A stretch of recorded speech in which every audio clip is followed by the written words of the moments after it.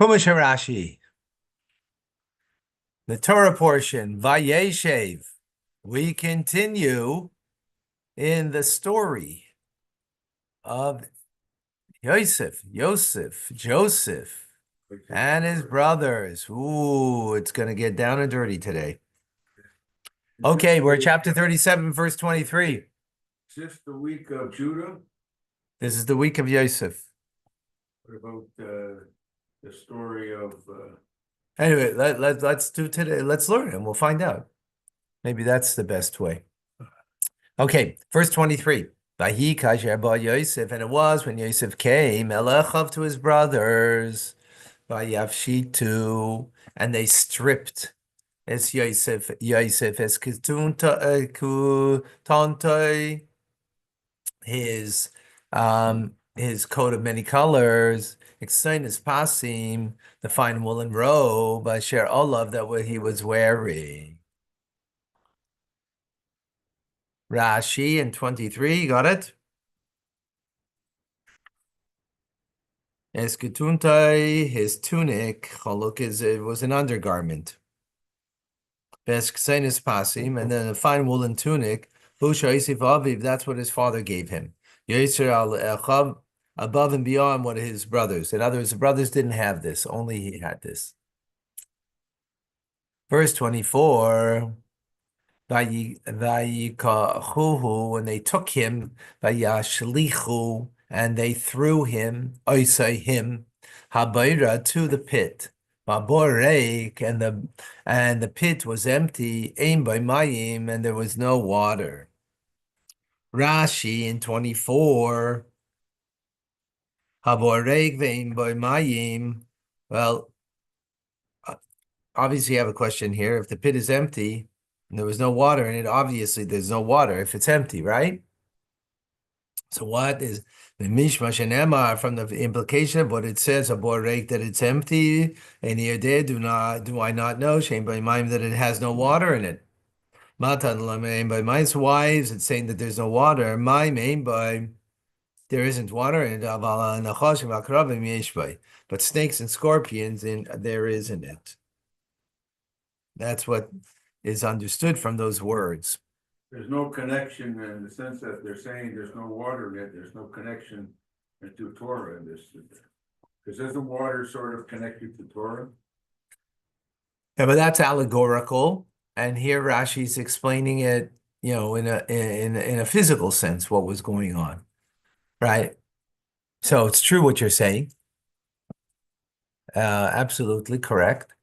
But for Rashi, that's not, that's a metaphor. And Rashi's coming to explain the simple meaning of the text, and from the simple, meaning of the text is why is if the pit is empty, obviously there's no water. Why is it saying there isn't water? It means to specifically there isn't water, but something else there is, snakes and scorpions. What does he mean that there's serpents in there? Literally, What are serpents? snakes, scorpions. No, snakes are skinks. Yeah, but Oh, scorpions. Snake is serpents are the same thing. Snake and scorpion and serpents are the same idea. Okay, 25. VaYeishev lechol lechem, and they sat to eat, the brothers now, right? They sat to eat bread, v'yisu eineihem, and they raised their eyes, v'yiru, and they saw, v'hine, and behold, urches Ishmaelim, there was a urches, a caravan of Ishmaelites, ba migilad, they came from Gilad, ogmalehem noisim neiches, and their camels were carrying neiches, spices. Utsri. Tsri.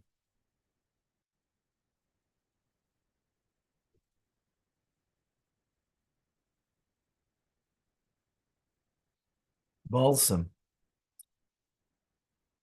And Valite and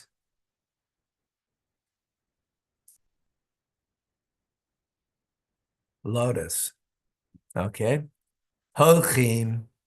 And they were on their way lahevri Mitzrayim to go down to Egypt. The plot thickens. Okay, we continue.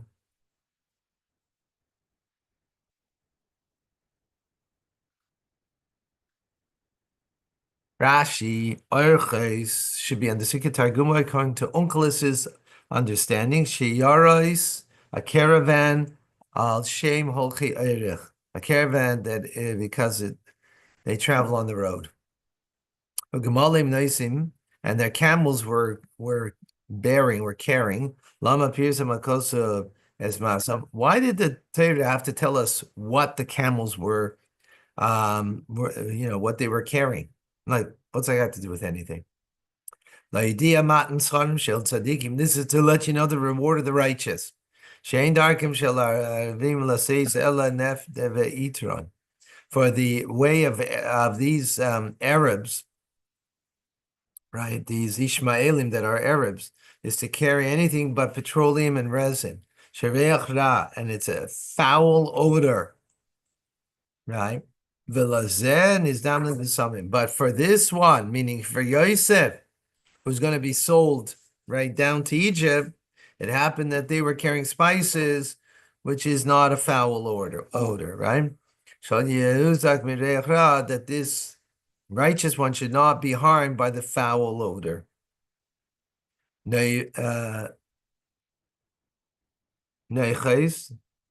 Spices. Kol knusei b'samim harbe. The collection of many spices, is called neiches. Wasn't that that was on a main trading route? And we're not most of the traders, from what I've read in this area, that they were carrying spices. I don't quite understand where he got the idea that they were carrying kerosene and tar.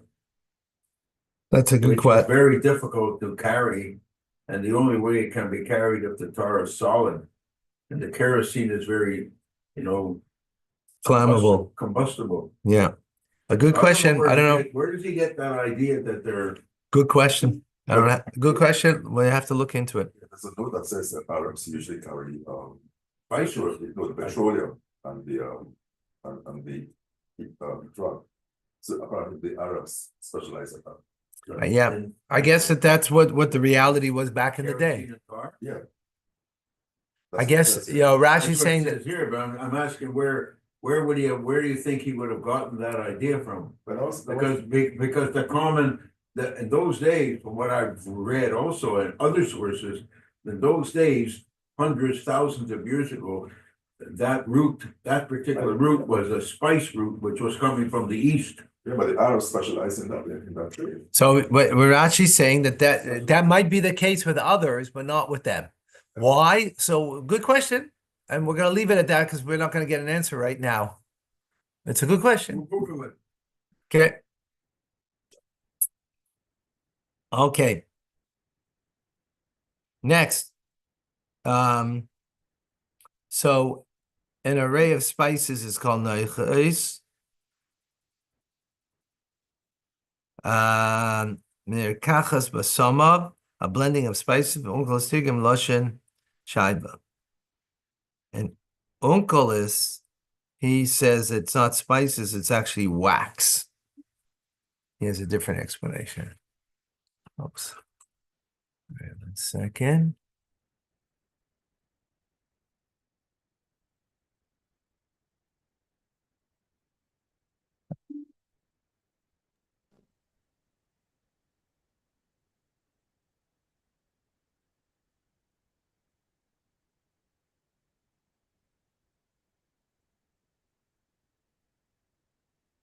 All righty, let us continue.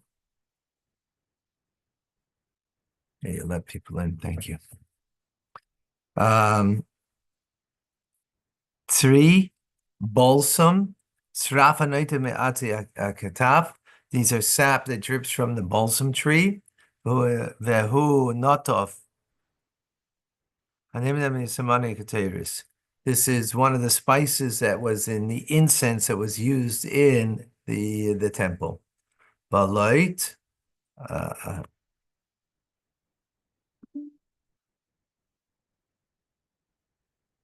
Beloit. So Loitan Shmaish Balashon Mishnah. Loitam is the term in the Mishnah, but it was in a Pishul. Sherish Esav, it's a root of a herb. And Ushmai, and its name is Arstiloshia from Masechtas Nida. Okay. All right. Different things that were good smelling. Right. Okay, verse number 26. Yemer Yehuda, and Yehuda said, Elechav to his brothers, Ma betza, what have we gained? Kinarei, that we shall kill Esachinu, our brother, Vechisinu Zamoy, and then we have to conceal his blood, his death, but literally means blood. Rashi in 26, Ma betza, what gain do we have? Ma mammon, what financial gain? Kitargum, his uncle translates. V'chisinu is damay, and we will cover up his blood, which is minelam is misosa, that will conceal his death, right? It's an idiomatic phrase to bring out his death, in other words. 27, Lachu, come, v'nimkarenu, and we will sell him, Lishmaelim, to the Ishmaelites, v'yadeinu, and our hands, Altiaboy, will not be upon him, Kiachinu, because he is, after all, our brother, Sarenuhu, and he is our flesh. V'yishmu Echad, and his brothers listen to him. Rashi. V'yishmu, and the brothers listen. Onkelos translates it as Kabilu Mina, they accepted from him, and others they agreed with him. The whole Shmiya, any form of the word Shmiya, like from Shema Yisrael, meaning to listen, he Kabbalah's Dvarim means the acceptance of words, meaning an agreement. Kigoin zeh, like in the instance of Yishma Yaakov el Aviv, the Yaakov obeyed, listened. It literally means listen, but it means it obeyed with his father. Benasiv and Ishma, and when the Jewish people said that we will do and then we will obey, Maturgaming the Kabel, so Onkelos translates it, the Kabel, that we will accept. Well, any form of the word Shmiya that means hearing of the ear, again, Mishma's called Hashem Elokim, it's how they began, like that they heard the sound of Hashem walking in the garden. Rivka Shemas, and Rivka was listening, Yishma Israel, and Israel heard, Shemaiti Salunais, I heard the complaints. Kadamai. So Onkelos translates those as they heard, she heard, he heard, and it was heard before me. In other words, there's two types of the word Shema. If it's in reference to another person that's saying something, so it means an agreement, right, to what they're saying. If it's just alone without anybody else, so it means that you're listening to something. Two different explanations, okay? Now, verse 28, V'yavru anashim, and they passed the men, Midianites, Seichim, that are merchants, Miyimshechu, and they drew out, Bialu is Yosef, and they ascended Yosef, Minabor, from the pit. V'yimkaru is Yosef Lishmaelim, and they sold him to the Ishmaelites, Be'esrim Kesef, with 20 silver coins, V'yaviu Yosef Mitzrayim, and they brought Yosef to Egypt. So all of a sudden, before we were speaking about the Ishmaelites, right? All of a sudden, the Midianites got involved over here.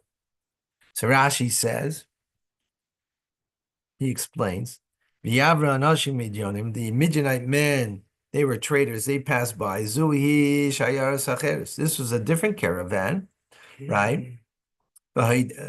idea Chakosov, so the verse is letting us know Shenimkar Pamim Harbe. The Yosef was sold many times. It was sold on the trading block many times.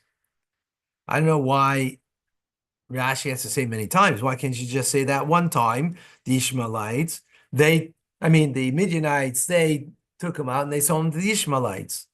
Why does he have to say many times? Where does he get that from?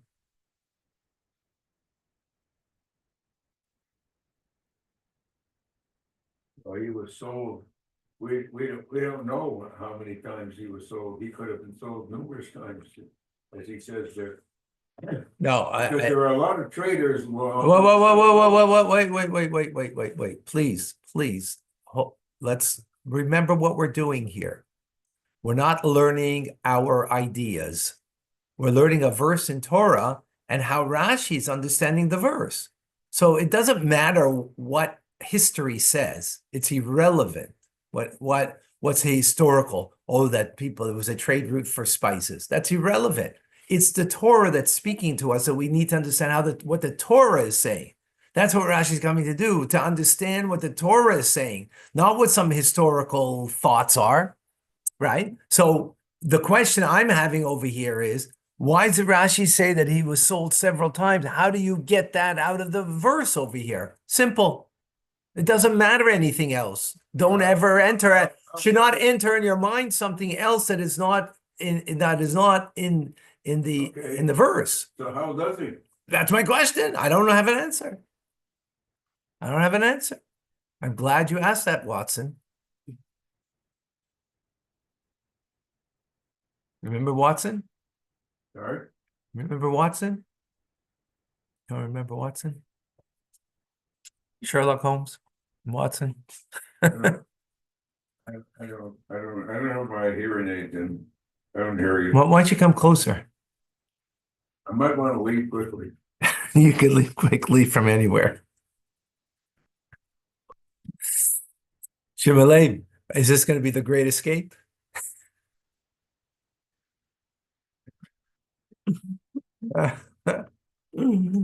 All right. Here, I'm coming closer. Okay. Uh, V'im shechu, they pulled. Bnei Yaakov his Yosef min habor. So look what Rashi is saying. Rashi is saying that the brothers, the sons of Yosef, pulled out Yosef from the pit. And look, and this is what he's saying. V'im karuhu the Ishmaelim, and they sold them to the Ishmaelites. The Ishmaelites are Midyanim. The Ishmaelites are Midyanim. The Midyanim ochla the Mitzrayim, and the Midianites sold them to Egypt.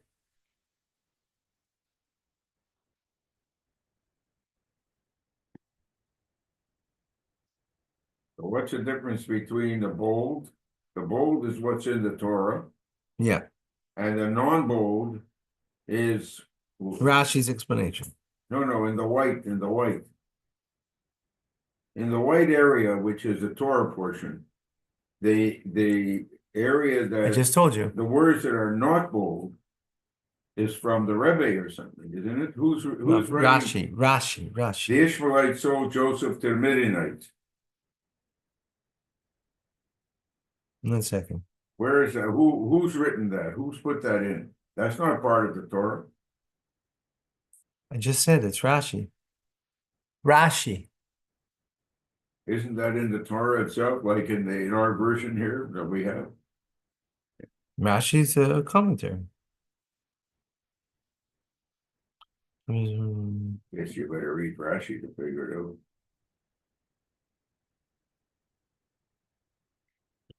Okay, we need to look more into this. Okay, verse 29. Yashav Ruvain, and Ruvain returned Elabor to the pit.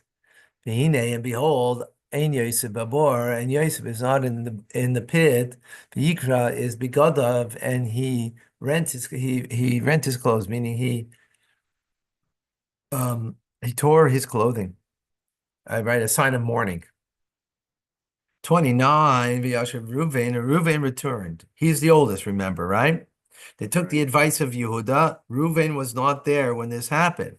When in the selling of Yosef, he wasn't there. Why? because his day had come, to go and serve his father. That's one explanation. That's why he wasn't there. And when he came back, he was very upset that they had sold him off. Davar acher, an alternative explanation.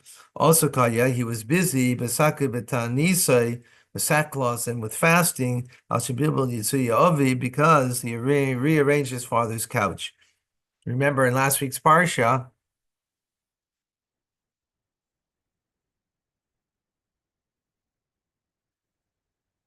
right? In last week's parsha, if you recall, when Rachel passed away, so he took the bed out of Yaakov from Bilhah's tent and brought it into Leah's tent, to honor his mother. And that was incorrect for him to do, to get involved in that. And therefore, he was fasting for the sin that he had done.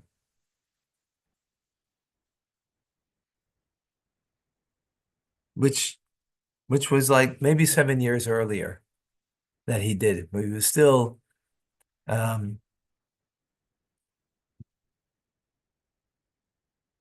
right. So two explanations there. Okay, verse number 30. VaYeishev el achiv, and he returned to his brothers. VaYomar, and he said, Hayelad inenu. The boy is gone. He's no longer. Vani ona ani yavo. And as for me, right, because he's the firstborn, right? So he's most feeling the most responsible for what happened. Where can I go?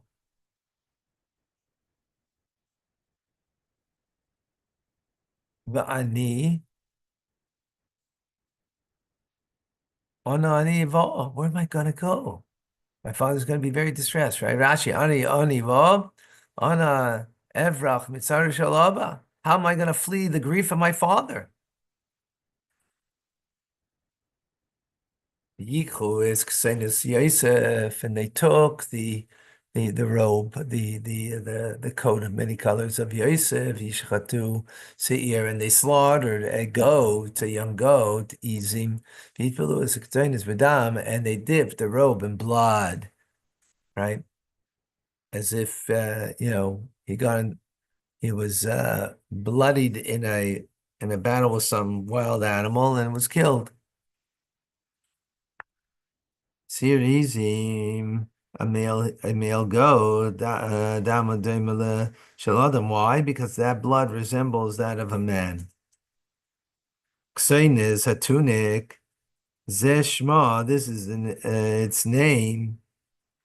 Because is when it's attached to another word in a construct form, kigoyin, Kseinis Yosef, the tunic, Yosef's tunic, Kseinis Pasim, a woolen tunic, Kseinis Bad, a linen tunic, Nokid Kseinis. So it's vowelizes, yeah. 32. VaYishalchu is Kseinis. And they sent the Kseinis Pasim, the woolen robe, V'yaviu el avim, and they brought it to their father, V'yemru, and they said, Zeis matzanu, this is what we found. Hakena, recognize it, please. Kseinis bincha, this is your son's tunic. He imloi, is it or is it not? 33, V'yakira, and he did recognize it, Yaakov. V'yomek Kseinis bini, and he said, this is my son's tunic. Chayara chalasu. A wild beast devoured him. Taraf Yosef. Yosef has been torn to pieces. Rashi 33. He said that this is my son's tunic. This is this. A wild beast devoured him. It's Netzah Vayruch HaKodesh.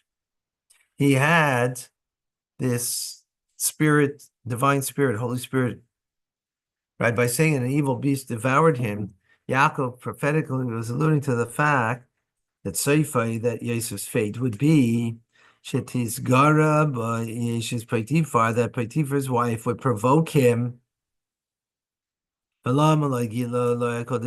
then why, if God, in other words, he was a wild beast devoured him. So who's that wild beast going to be? Potiphar's wife, who wants to engage with him, right? So that's what he had a divine spirit come to him. Basically, they lied to their father. They didn't lie, actually. They didn't say anything. They said, "Do you recognize this garment?" They didn't lie. If you follow carefully, you see they just brought it and they, just said to him, "Do you recognize this?" Right. He said, "Yes, it's my son's." Oh, a wild animal devoured him. They didn't say anything. They didn't lie. I mean, they were deceptive, but they didn't lie. That they're still righteous. Yeah, there's a whole undercurrent over here that we're not dealing with, which we're not going to deal with because we're doing Chumash and Rashi now. But yeah, they are. Why did not God reveal to him that Yosef was still alive? Because the brothers put under ban and they cursed as Misha, anybody who would reveal the secret to Yaakov.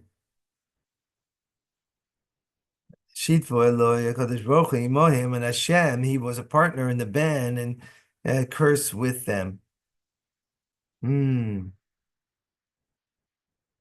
Right, so God was part of that band that no one should know. But Yitzchak, on the other hand, knew that Yosef was alive. Amar Hayechi Gale, nonetheless, he did not reveal the fact. He said, "How can I reveal it?" Kadosh Baruch Hu, when God doesn't want to reveal it to Yaakov. In other words, if God wanted to reveal it to Yaakov that he's alive, he would have. The fact that he didn't is an indication that he shouldn't either, even though he knew.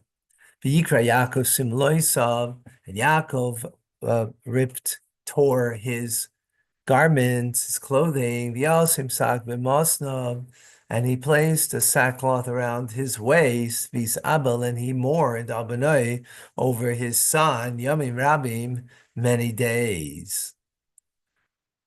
Rashi, what does it mean, Yamim Rabim? Many days. Esrim Shtayim Shana, Shapirish Mimenu, 22 years from when Yosef parted from him. Yosef parted when he was 17. And when did he come back and see him for the first time in Egypt? Right? When he was 39, 22 years later, right? He had already, 39. Wow. yeah. So he explains, Yaakov Lemitzrayim, until Yaakov went down to Egypt, Shenamar, as it says, Yosef ben Shana, Yosef was 17 years old. Right? When this whole story began, this week's Parsha, Yosef was 17. And he was 30 years old when he stood before Pharaoh. And then and 7 years of plenty, that makes him 37. And there were 2 years of famine. When Yaakov actually came to Egypt. So he's 30 years old when he became the second in command, right? And from 17 to 30, 13 years, he went in Egypt through all his challenges, his difficulties. 12 of those years, I think it was 12 years that he was actually in prison. So he's 39. When Yaakov came to Egypt. So you have 22 years. So what was the 20 years, 17 to 39 of Yosef? That was corresponding to 22 years that Yaakov did not fulfill the commandment of honoring his father, his own father and mother, right? He was by Lavan, 14 years, right? Working for his two daughters, 6 years to make his fortune, And then 2 years of the travel that he came back. Sukkot, he was there for a year and a half, and the whole meet up with Esav and so on and so forth. So that was 22 years. Sorry. And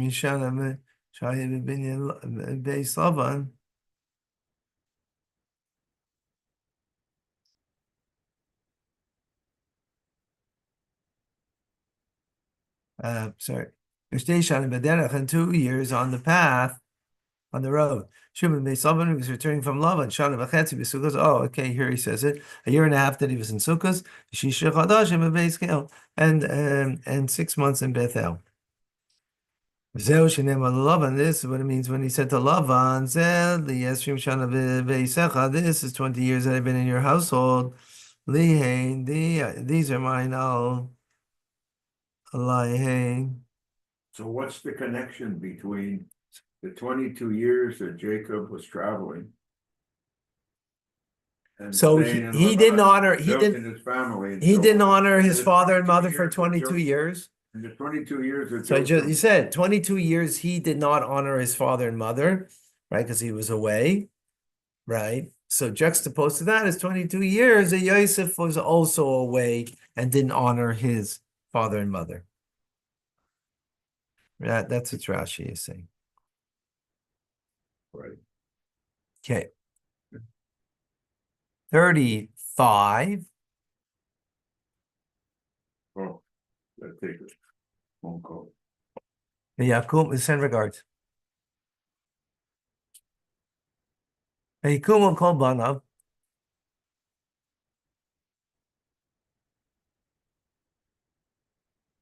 And the word come means to get up. So like they all got up, V'chol Banav, all of his sons, V'chol Bnei Esav, and all of his daughters, to console him.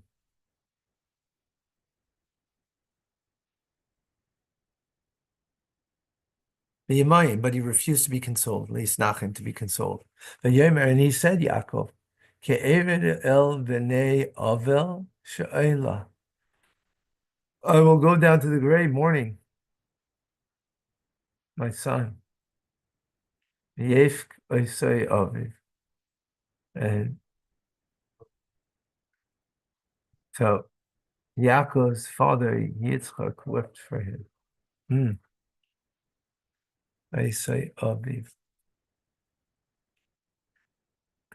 Okay, referring to Yitzchak, interesting. Let's see Rashi. So he says all of his daughters, all we know is about Dinah. So what's all of a sudden all of the daughters? Rashi in 35. Yeah, we're good, everybody. Right. We're good. No, Oi, like I was it's terrible. waiting to hear from my dentist. Okay. today. Okay, let's you're live on everybody's gonna know. All right, nothing special. Okay, good. All of his daughters, Rabbi Yehuda says in the Talmud, these are twin sisters, and all the VaYeishev that were born with each and one of the tribes of this. They were born with the each one of the 12 tribes. And also when they married them, Rabbi Nechemiah says.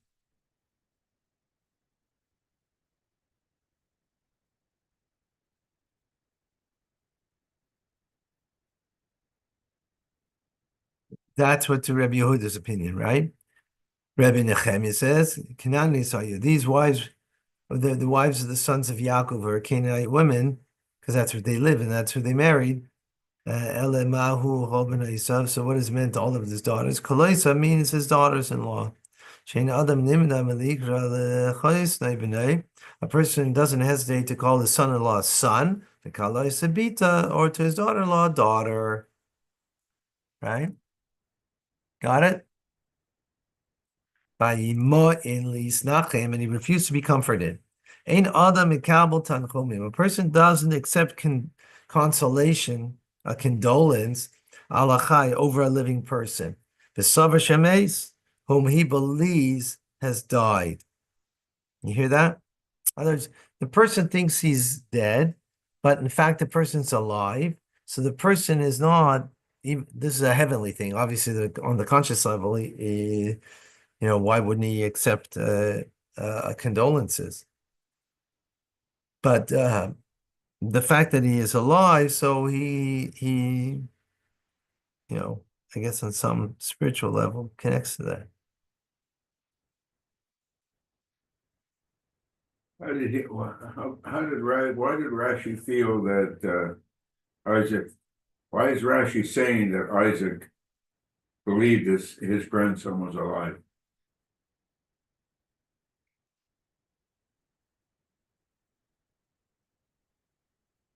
How does Rashi know that? Good question. Well, God came to him. Because I guess it's from the inference. He had a feeling. No. Again, we have to be careful. We have to be careful and not project. We have to be careful when we're learning. We have to understand, how does Rashi get it from the verse? Right? That's what I asked. Right. But the answer also has to be based on, something that the Torah is telling us. So, because it says that he didn't know specifically, so that I guess the implication is that his father Yitzchak did know. But I just don't see where Rashi is coming to that conclusion. That Isaac knew that he was alive. Anyway, we're in the next verse. We're in the next verse. From the words. Right. Oh, yeah. Okay. Good question. We're in the next verse. We're in 35 now. So 35 or 36? We're in 35. So again, a person where he refused to be comforted, because a person doesn't accept consolation over a live person, even though he thinks he's dead. Why? Because there's a heavenly decree issued over one who has died. Shishtakach min halev, that he should be forgotten from the heart, from those who are survivors. Kol chai, but when this decree is not below al kol chai, but not on someone who's alive. In other words, God does us a favor. Someone passes away, a dear one to us. God does us a favor that with time we should forget. Otherwise, it's too heavy on the heart. But that's only if the person really died. If the person didn't die, so you're not going to forget. So here he refused to be consoled because he was alive in the end, so therefore he really couldn't forget. Interesting that you say that, because people who don't know that their children are dead, but hear that they're dead, that's exactly why they want the body back. They want closure. Want closure. Which are not having closure. Exactly. So interesting. Yep. Ered el Bani. Next Rashi. I will go down to the grave over my son. Kamoi Albany, meaning over my son, right? It says Albany to my son, but it means over my son. Also, just some grammar over here, that the word el can, in many instances, will mean al, not to, but over. Okay,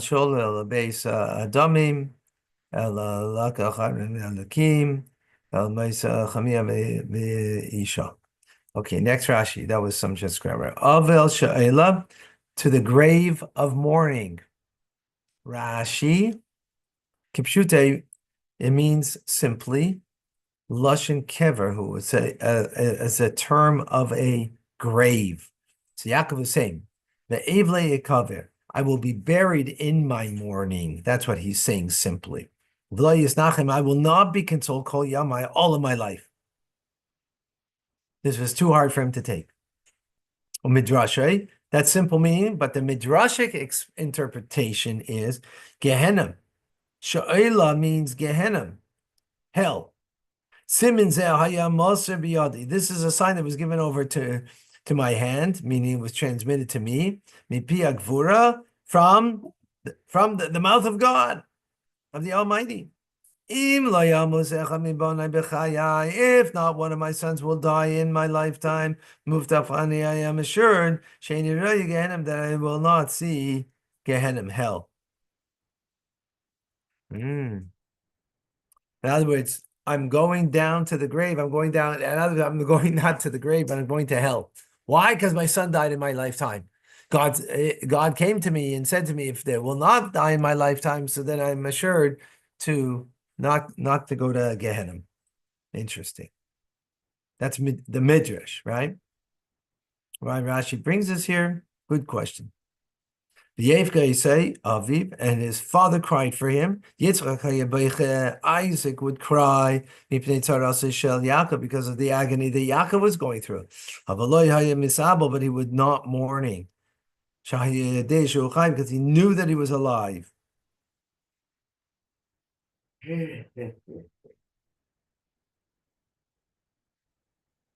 So Rashi, how does he learn this out? Because look what the word says in the verse. VaYeishev say Aviv. His father wept for him. It didn't have to say that.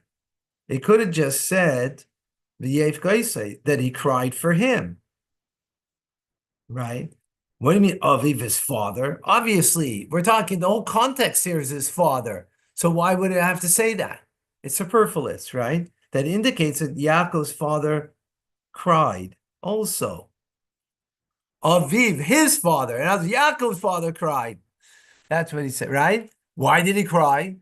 He knew he was alive. He's cried because he couldn't bear the agony that his son was going through. That next verse, final verse, Midyanim and the Midianites, Machru, I say they sold them El Mitzrayim to Egypt.